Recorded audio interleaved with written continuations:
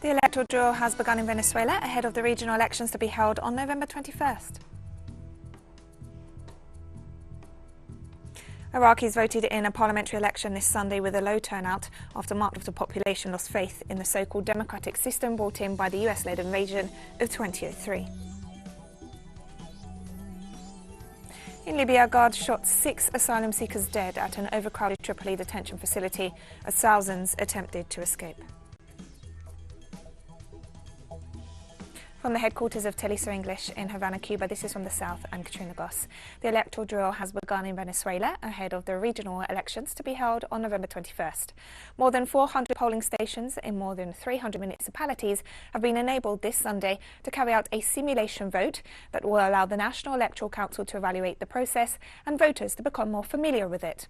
During this election drill, polling stations are open from 7 a.m. to 4 p.m, maintaining health precautions to control the spread of COVID-19.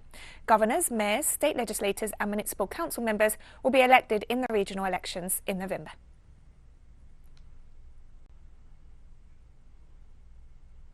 And the president of the Latin American Council of Electoral Experts noted that this Sunday's electoral drill is advancing well and emphasized the support of his organization for the process.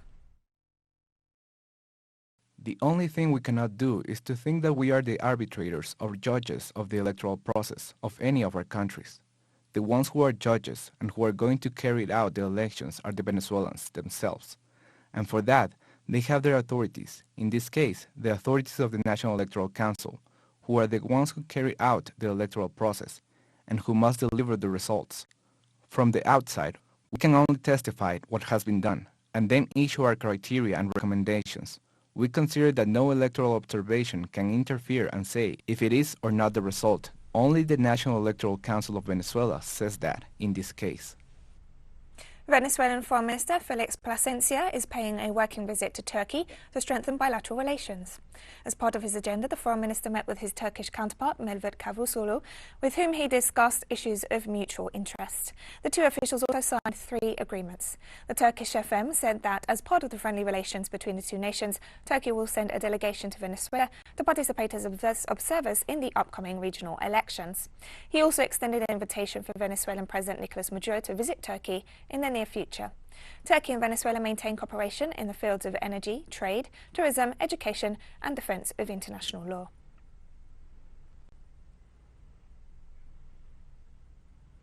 Voting centres for the municipal elections in Paraguay opened early this Sunday. More than 4.6 million citizens are called to vote.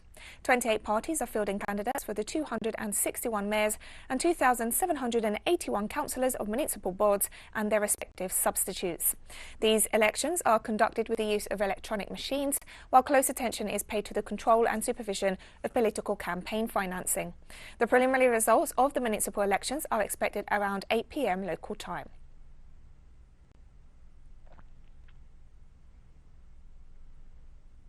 In Uruguay, lawmakers of the Broad Front Coalition are calling for the annulment of the extension of the concession of Montevideo's port container terminal to a Belgian company until the year 2080. The legislative branch of the Front appeared before the Public Prosecutor's Office on Friday to explain that the granting of the concession to the Belgian Cateonati company for 50 years lacks of formal and constitutional grounds, as the government of Luis Lacalle did not follow administrative procedures and has now created a private and foreign monopoly of the crucial terminal. The move has sparked condemnation by port workers who staged several strikes.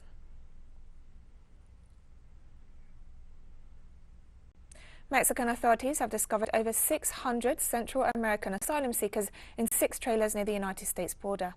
The trucks were stopped at a military checkpoint on a highway in the northern state of Tamaulipas. The Public Safety Agency said that 4 suspects of human trafficking were arrested. Most of those found were Guatemalans, while others had traveled from Honduras and El Salvador. More than half of those aboard the trucks were children, and nearly 200 of them were not accompanied by an adult. The northern state is a popular route for people smuggling, as the closest border state for Central Americans. United States President Joe Biden officially raised the refugee admissions cap for the 2022 fiscal year after his administration admitted a record low number of refugees for the year 2021. With only 11,400 refugees admitted, despite setting the cap at 62,500, the Biden administration has admitted the lowest number of refugees into the United States in 40 years. At the same time, deportations continue of people who managed to cross the US border seeking asylum, as seen recently with thousands of Haitians. On Friday, Biden officially raised the refugee admissions cap to 125,000 for this fiscal year, but it remains to be seen just how many people his administration will actually grant asylum to. And we'll be right back after this very short break. Don't go away.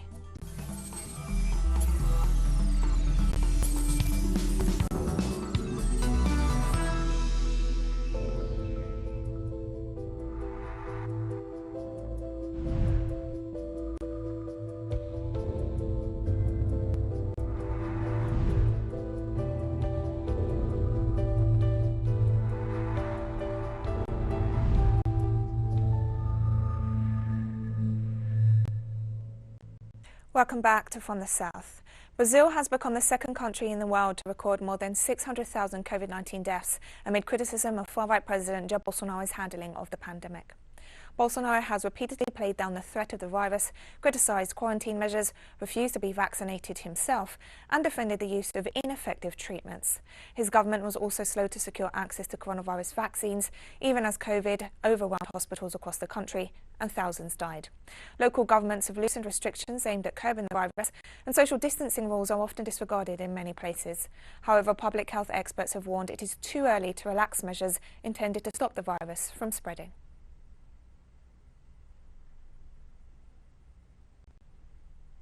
Iraqis voted on Sunday in a parliamentary election with a low turnout after much of the population lost faith in the so-called democratic system brought in by the US-led invasion of 2003. According to the Election Commission, at least 167 parties and more than 3,200 candidates were competing for Parliament's 329 seats. The preliminary results are expected within 24 hours of the polls closing. Dozens of election observers deployed by the European Union and the United Nations monitored the vote. The elections were held a year early as part of concessions to a youth-led protest movement that erupted in late 2019 in a country where 60% of the population is under the age of 25. But analysts expected a low turnout amid widespread distrust in official promises of reform.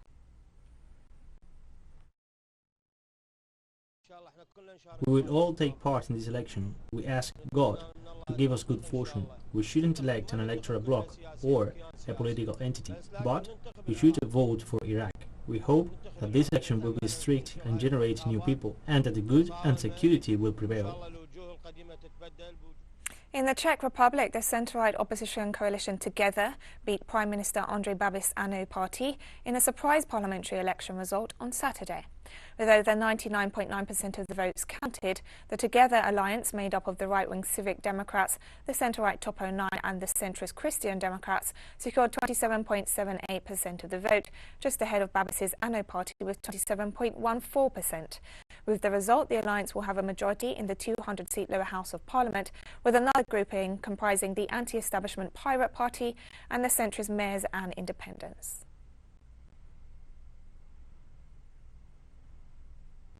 Austrian Chancellor Sebastian Kurz announced his resignation on Saturday amid mounting pressure over his involvement in a corruption scandal.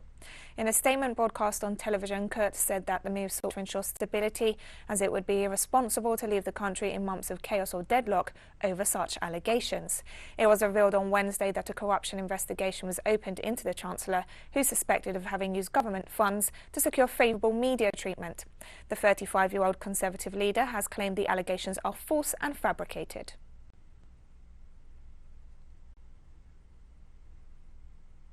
France's Interior Minister on Saturday urged the United Kingdom to fulfil its promises to provide tens of millions of euros to help France stop asylum seekers from trying to cross the English Channel. Visiting Dunkirk, Interior Minister Gérald Darmanin noted that migratory pressure is returning after COVID and said France has sharply increased efforts recently to stop it. French maritime authorities are now stopping 75% of asylum seekers' boats seeking to cross the Channel, he said, but could reach 100% if the UK provides the 63 million euros it promised. The money is meant to help fund a doubling of the number of police patrolling French beaches. And we have more stories coming up after this final short break. Stay with us.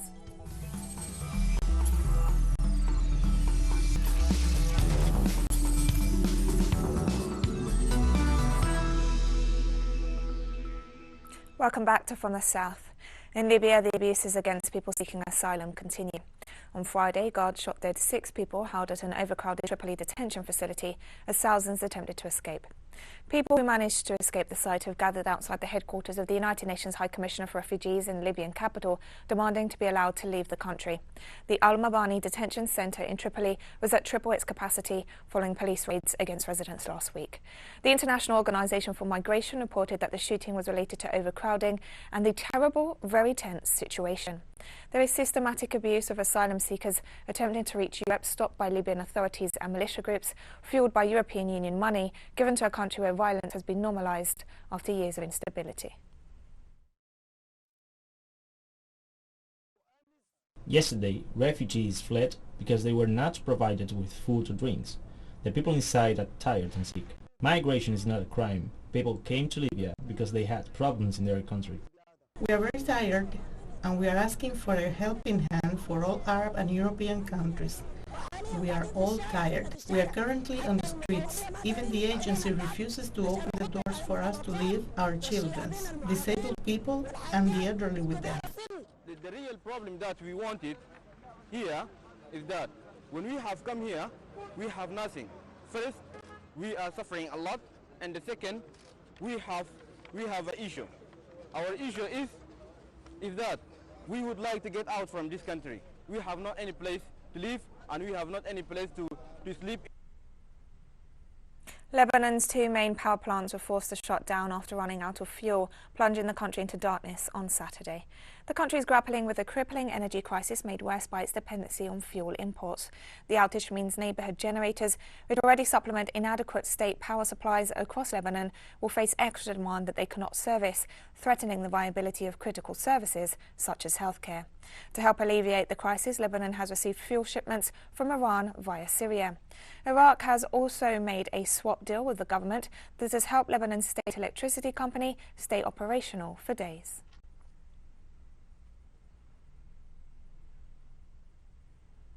The Taliban has ruled out cooperation with the United States to contain extremist groups in Afghanistan ahead of the first direct talks between the two sides since the US withdrew its troops from the country in August. Senior Taliban officials and US representatives were set to meet on Saturday and Sunday in Doha, the capital of Qatar, to address efforts to control extremist groups and evacuate nationals and foreigners from Afghanistan. Taliban political spokesman Suhail Shaheen stressed that there would be no cooperation with Washington to contain the Islamic State, the terrorist group that has taken responsibility for several recent attacks, including a suicide bombing that killed 46 Shiite Muslims and wounded dozens during prayers at a mosque in the northern city of Kunduz on Friday.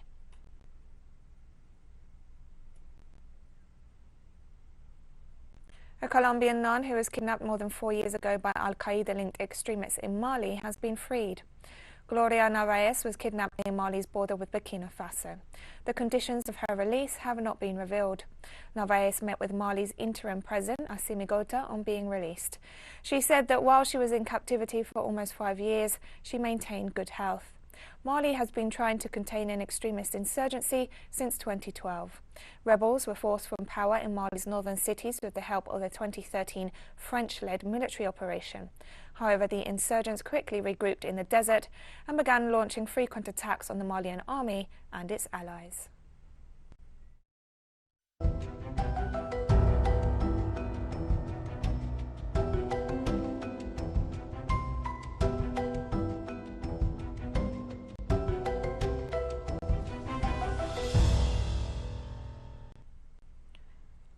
A flood warning is in effect for Dominica until 6 a.m. Monday as the island sees heavy rainfall.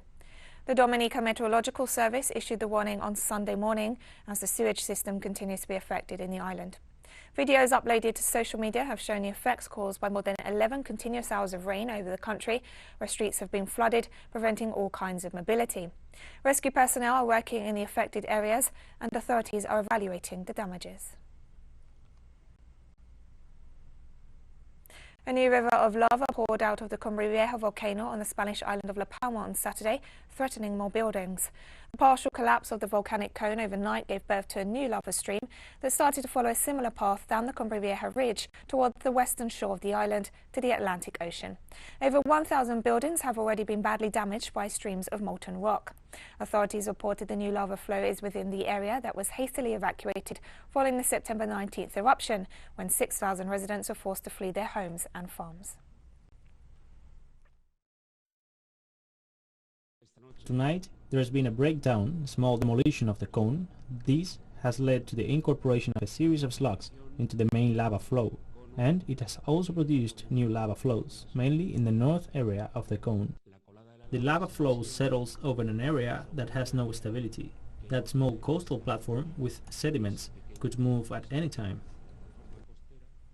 A small township in northwest China's Qinghai province has established cooperatives to balance its ecological preservation with rural vitalization, exploring methods of sustainable development.